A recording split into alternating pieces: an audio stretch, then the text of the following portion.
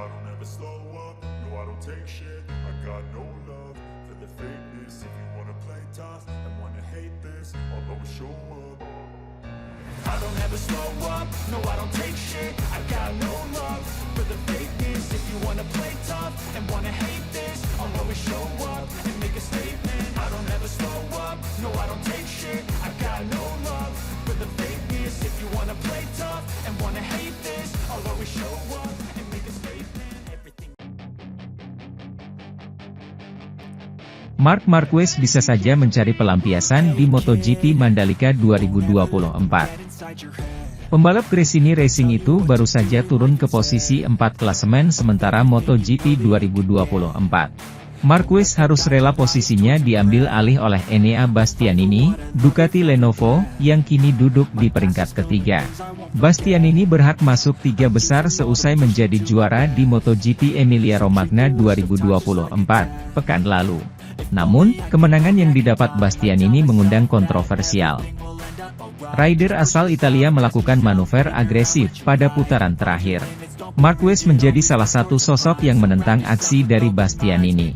Juara dunia 6 kali itu menilai Bastianini seharusnya dijatuhi hukuman. Saya melihat tayangan ulang, Enea Bastianini, red, keluar trek. Bagi saya seharusnya mendapat sanksi turun 1 peringkat. Tidak masalah melakukan aksi agresif selama berada di dalam sirkuit, tetapi dia keluar. Saya tidak setuju dengan keputusan stewards, ucap Marquez.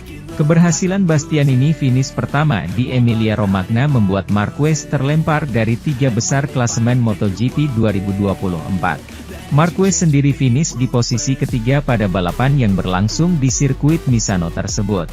Tak ayal, Marquez punya kepentingan besar pada race berikutnya, yakni MotoGP Mandalika 2024 di Lombok, Nusa Tenggara Barat. Situasi ini tidak menguntungkan kepentingan saya di kejuaraan MotoGP 2024. Namun, inilah realita, sambung pembalap asal Spanyol itu. Di sisi lain, Enea Bastianini juarai MotoGP Emilia-Romagna 2024, sedang Marc Marquez naik podium usai manfaatkan nasib kurang mujur Francesco Bagnaia. Balapan minggu langsung diwarnai persaingan ketat untuk posisi pertama. Martin sempat memimpin sejenak setelah lampu tanda balapan dimulai dimatikan. Namun, keunggulan itu tak berlangsung lama. Bagnaia melakukan manuver ciamik dan membuat rivalnya harus gigit jari. Bendera kuning sempat berkibar pada sektor pertama. Pembalap Red Bull KTM Factory, Brad Binder terjatuh dari sepeda motornya. Aksi saling salip kembali terjadi di depan. Pada putaran ketiga, Martin kembali coba merangsek untuk mengalahkan sang rival. Namun, sekali lagi Bagnaia menyalipnya tak memimpin balapan. Sementara itu, Maverick Vinales dan Aleix Espargaro masih harus menghadapi Aprilia yang masih bisa ditingkatkan di GP Emilia-Romagna. Namun kemajuan yang dicapai dalam pengereman memungkinkan mereka masuk 10 besar. Posisi ke-6 dan ke-8 yang dimenangkan oleh Maverick Vinales dan Aleix Espargaro di Misano akan tetap menjadi sebuah anekdotal dalam sejarah Aprilia di MotoGP.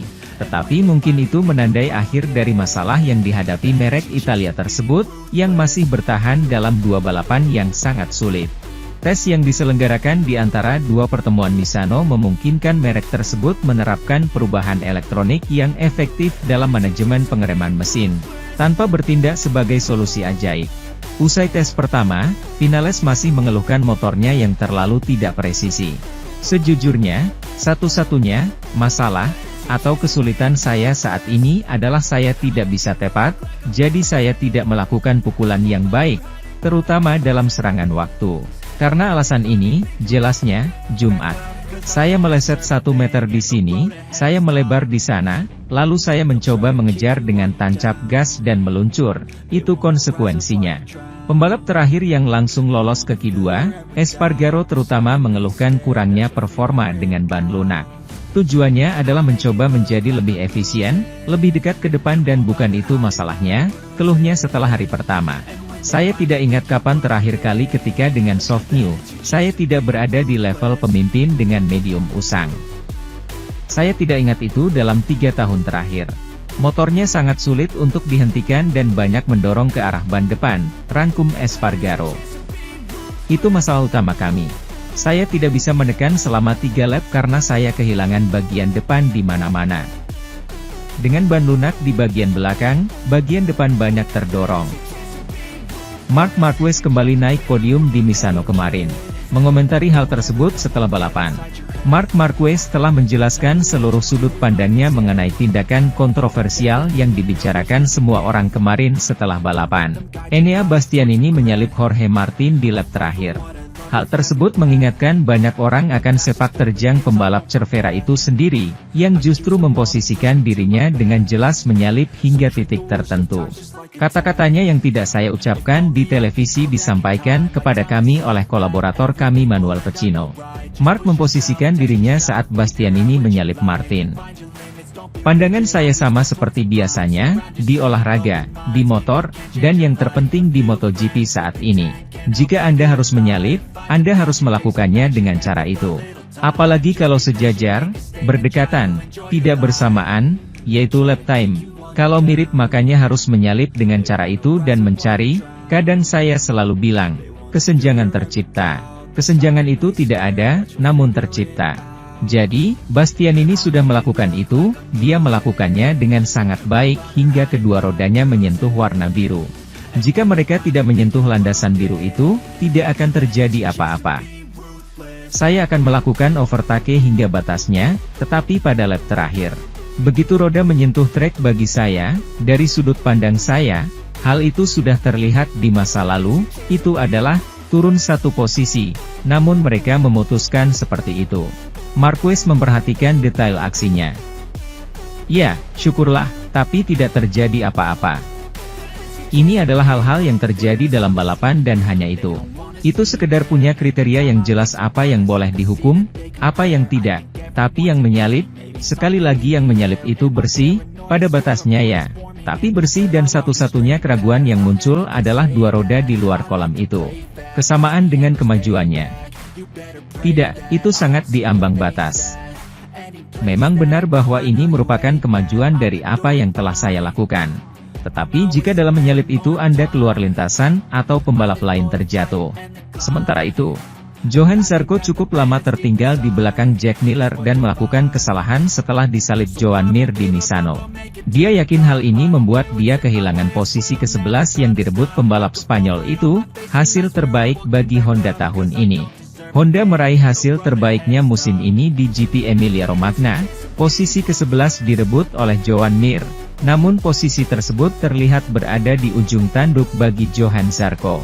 Pembalap Prancis itu hanya berada di urutan ke-18 pada awal acara sebelum dengan cepat naik ke posisi ke-15, berkat beberapa kali menyalip dan terjatuhnya Pedro Acosta. Zarco kemudian berhadapan dengan Jack Miller dan tidak mampu memanfaatkan keunggulan yang akhirnya menguntungkan Mir yang menyalipnya. Pembalap LCR harus keluar lintasan untuk menghindari Majorcan dan hanya menempati posisi ke-18. Dia masih harus bekerja keras untuk melakukan beberapa kali overtake, dan akhirnya mengambil keuntungan atas Miller untuk merebut posisi ke-15 pada lap terakhir, dengan mengorbankan manuver yang berotot. Faktanya, analisis sprint, balapan, hari Sabtu, masih positif karena kami benar-benar memiliki waktu yang lebih baik, dan kami memiliki kecepatan yang lebih baik dari biasanya. Zarco menggarisbawahi. Dan saat balapan, Minggu, saya masih merasa cukup baik, pengereman sangat bagus, dan senang rasanya merasakan pengereman yang kuat. Setelah itu, saya kurang bagus di level akselerasi, dan saya banyak tergelincir, tapi aku berjuang keras.